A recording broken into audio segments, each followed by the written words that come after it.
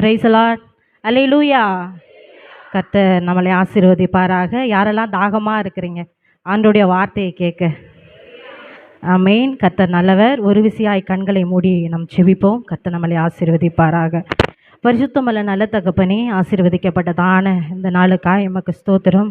நம்முடைய சிலுவையின் தியானத்தை குறித்து ஆண்டவரே நாங்கள் பார்த்து கொண்டு இருக்கிறோம்.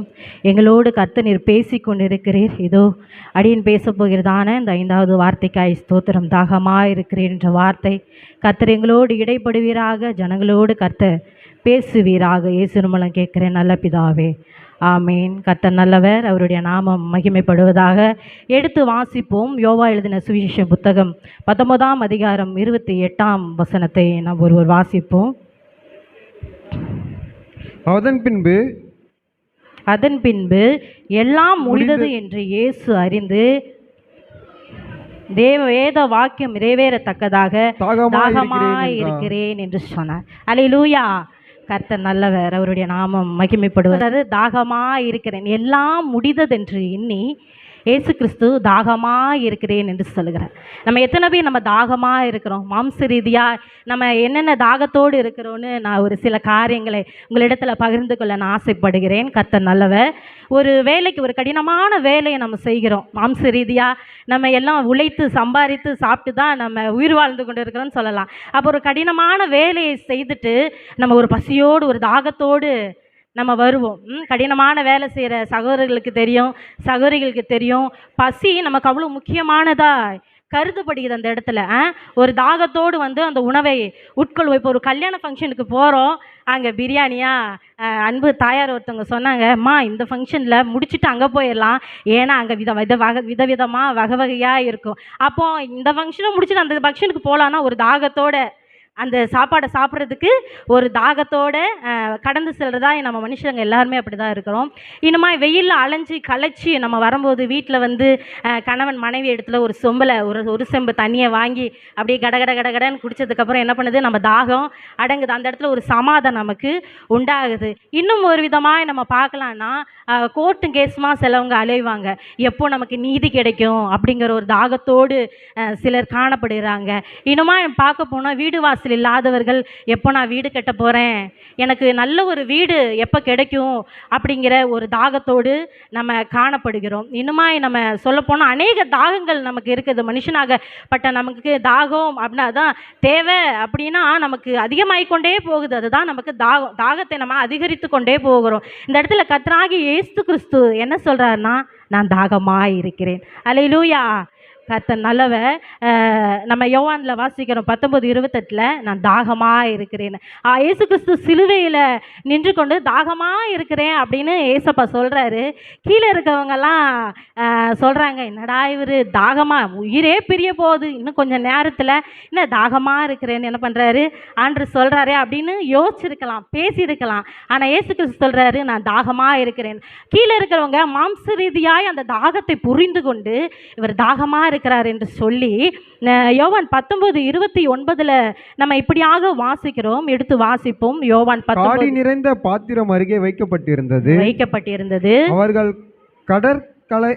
கடற்காலனை காடியில் தேய்த்து ஈசோப்பு புத்தாண்டில் மாட்டி அது அவர் வயிறில் இடத்தில் நீட்டி கொடுத்தார்கள். ஆமென். அல்லேலூயா. ஏசப்பாவோட தாகத்தை அவங்க புரிஞ்சு கொள்ளாமல் என்ன பண்ணுறாங்க, அவரோட தாகத்தை என்ன பண்ணுறாருன்னா, இவங்க ஜனங்கள் எப்படி, அந்த கீழே இருக்கவங்க எப்படி புரிஞ்சுக்கிறாங்கன்னா, அவர் தாகமாக இருக்கிறாரு அட்டுக்குன்னு சொல்லி கடற்காலான் நிறைக்கப்பட்ட அந்த கசப்பான காடை என்ன பண்ணுறாரு குடிக்கிறதுக்கு கொடுக்குறாங்க. கசப்பானது யாராவது நம்ம குடிப்போமா? பாவக்காய் குழம்பு வச்சாலே நம்ம சாப்பிட மாட்டோம். என்ன சிஸ்டர், அப்படி தானே? அப்போ அந்த கசப்பான காடியை கொடுக்கும்போது ஏசப்பா நம்ம ஏற்க மறுத்துட்டாராம். நான் குடிக்க மாட்டேன் அப்படின்னு சொல்லிட்டாரு. ஏன்னா அவருடைய தாகம் வேற இல்லை, அவருடைய தாகம் வேறவாய் காணப்படுகிறது. இந்த நாட்களில் கர்த்தருடைய நாமம் மகிமைப்பட்டும். மத்தேயு 27ஆம் அதிகாரம் 34ஆம் வசனத்தில் நம்ம இப்படியாக வாசிக்கிறோம். எடுத்து வாசிப்போம்.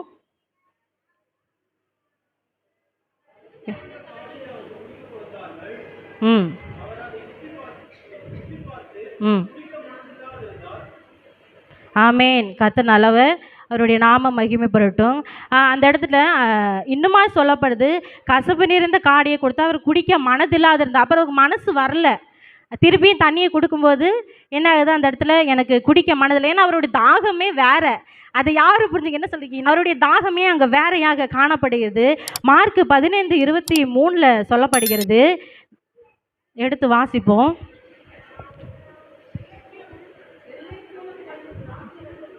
ம் ம் ம் வெள்ளைப்போளம்னா ரொம்ப விலை உயர்ந்தது அப்படின்னு சொல்லுவாங்க. வெள்ளைப்போளம் கலந்த திராட்சை ரசத்தை ஆண்டவருக்கு குடிக்க கொடுத்தாங்களாம். அதை அவர் ஏற்றுக்கொள்ளவில்லையாம். வெள்ளம் இது மற்றதை வந்து மறுத்திருக்கிறார், இது ஏற்றுக்கொள்ளவே இல்லையாம். என் பக்கத்திலேயே வேணாம் அப்படிங்கிற ஒரு சுச்சுவேஷனில் ஆண்டவருடைய தாகமே அங்கே வேறையாக காணப்பட்டிருக்கிறது. கர்த்தருடைய நாமம் மகிமைப்படுவதாக. யூதர்களுடைய பாரம்பரிய கதைகளில் ஒன்றான தல்மோத் அப்படிங்கிறதான ஒரு பாரம்பரிய கதையை உள்ளடக்கினதான ஒரு விஷயத்தை உங்களிடத்தில் நான் பகிர்ந்து கொள்ள ஆசைப்படுகிறேன். கர்த்தர் நம்மளை ஆசீர்வதிப்பாராக. மரண தருவாயில் சிலுவையில் இயேசு கிறிஸ்து மாதிரி நிறைய பாவிகள்னா இயேசு கிறிஸ்து பாவி கிடையாது, பாவிகளை சிலுவையில் அறைந்து கொண்டு அந்த வழியாக எருசலேம் வீதிகள் வழியாக கொண்டு போவாங்களாம். போகும்போது அந்த இடத்துல வந்து எருசலேம் ஸ்திரீகள், கனம் பொருந்திய ஸ்திரீகள் என்ன பண்ணுவாங்கன்னா, அந்த இடத்துல அந்த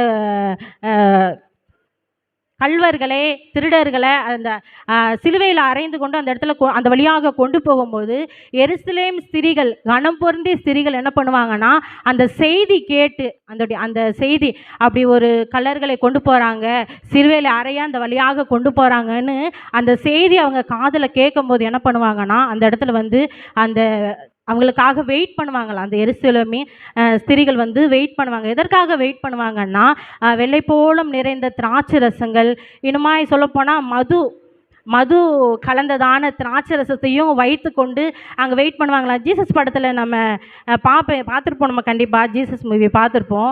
அதில் வந்து நான் இயேசு கிறிஸ்துவை கொண்டு வரும்போது அந்த சைடு இந்த சைடுமா பாத்திரத்தை வைத்து கொண்டு சகோதரிகள் நிறையா இருப்பாங்க, நம்ம பார்த்துருப்போம். அதில் கர்த்தருடைய நாமம் மகிமைப்படுவதாக. அது மாதிரி வைத்து கொண்டு வெயிட் பண்ணுவாங்களாம். அவங்க அந்த வழியாக போகும்போது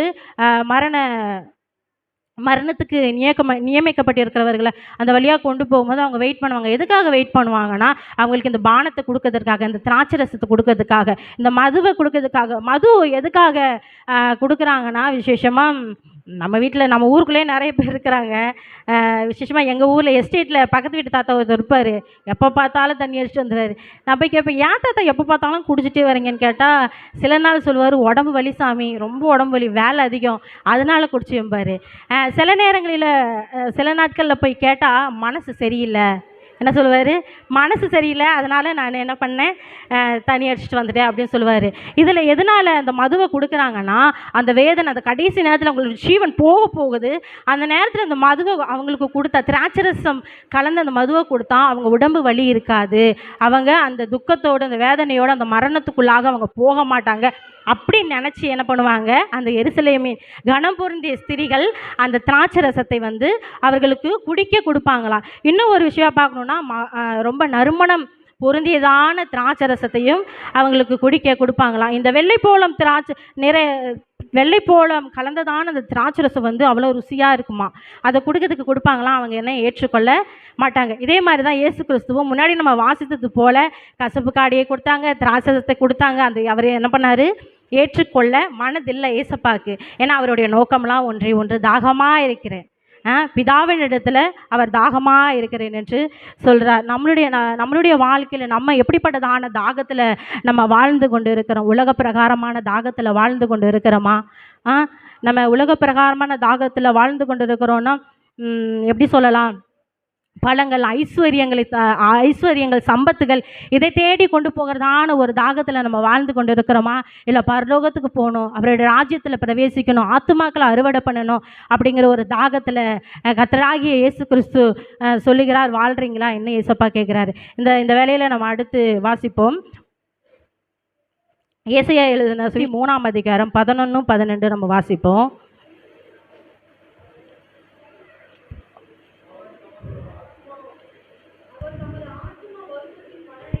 கண்டு திருப்தி ஆவார்,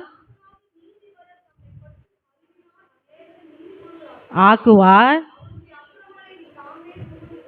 சுமந்து கொள்ளுவார். 12 இன்னைக்கு எண்ணப்பட்டு ம் ம் ம் ஆமேன். அல்லேலூயா. தாகம் எப்படி இருக்குது பார்த்தீங்களா? பிதாவின் இடத்துல இயேசு கேட்குறார், தாகமா இருக்கிறேன்னு. இதெல்லாம் முடிஞ்சு, இந்த சூழலெல்லாம் முடிஞ்சு கூடி ஏசப்பா என்ன சொல்றாரு? நான் தாகமா இருக்கிறேன். பிதாவின் இடத்துல இயேசு கிறிஸ்து கேட்குறாரு, நான் தாகமா இருக்கிறேன்ப்பா. நான் இவ்வளோ நாள் உம்முடைய ஊழியத்தை செஞ்சேன், ஆத்துமாக்களை அறுவடை செய்தேன், எனக்குள்ள கூலி எங்க அப்படின்னு இயேசு கிறிஸ்துவர் இடத்துல கேட்குறார். என்னுடைய பதில் எங்க? நான் இவ்வளோ நாளாக உமக்காக தான் நான் ஓடினேன், உமக்காக ஊழியம் செஞ்சல, உமக்காக ஆத்துமாவை அறுவடை பண்ணலை. என்னை சேவிக்கிற ஜனங்களை நீர் எனக்கு தருவீரா? என்னை ஆராதிக்கிற ஜனங்களை நீர் எனக்கு தருவீரா? என்னை சேவிக்கிற ஜனங்களை எனக்கு தருவீரா? அப்படின்னு சொல்லி என்ன பண்ணுறாரு? பிதாவின் இடத்துல கர்த்தராகிய இயேசு கிறிஸ்து கேட்குறாரு.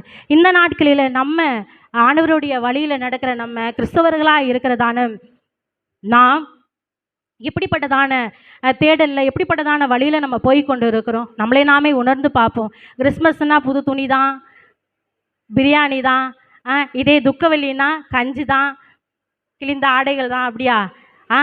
அப்படி இல்லாதபடிக்கு நம்மளும் ஆண்டோட வழியில் கர்த்தர் நமக்காக என்ன காரியத்தை விட்டு சென்றிருக்காரோ, அவர் ஆத்துமா பாரத்தோடு ஒரு தாகத்தோடு நம்மளிடத்துலேருந்து அவர் கடந்து சென்றிருக்கிறார். அப்போ நம்ம தேவ பிள்ளைகளாகிய இருக்கிற நம்ம என்ன பண்ணணும்னா, அந்த ஆத்துமா தாகத்தை நம்ம ஏற்றுக்கொண்டு நம்ம கர்த்தருக்காக ஊழியம் செய்யணும், ஆத்துமாக்களை அறுவடை செய்யணும், சபையில் ஆத்துமாக்களை கொண்டு வந்து நிறுத்தணும்.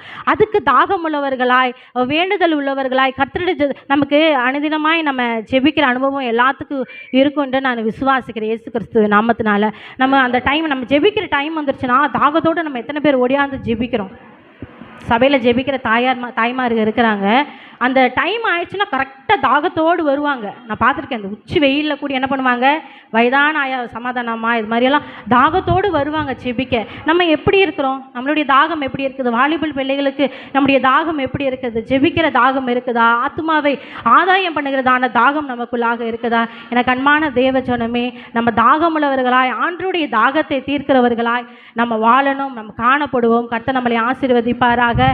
இதோ நான் தாகமாக இருக்கிறேன் என்று கர்த்தராகிய இயேசு கிறிஸ்து பிதாவின் இடத்துல அந்த கடைசி நேரங்களில் கர்த்தர் கேட்கிறார். இந்த நாட்களில் நம்மளும் தாகம் உள்ளவர்களாய், கர்த்தருடைய ஊழியத்தை செய்ய ஒரு தாகம் உள்ளவர்களாய், ஆத்துமாக்களை அறுவடை செய்கிறதா ஒரு தாகம் உள்ளவர்களாய், ஜெபிக்க தாகம் உள்ளவர்களாய், வேதத்தை வாசிக்க தாகம் உள்ளவர்களாய் மாறுவோம். கர்த்தர் நம்மளை ஆசீர்வதிப்பாராக. இந்த வார்த்தை கொண்டு கர்த்தர் உங்களை ஆசீர்வதிப்பாராக.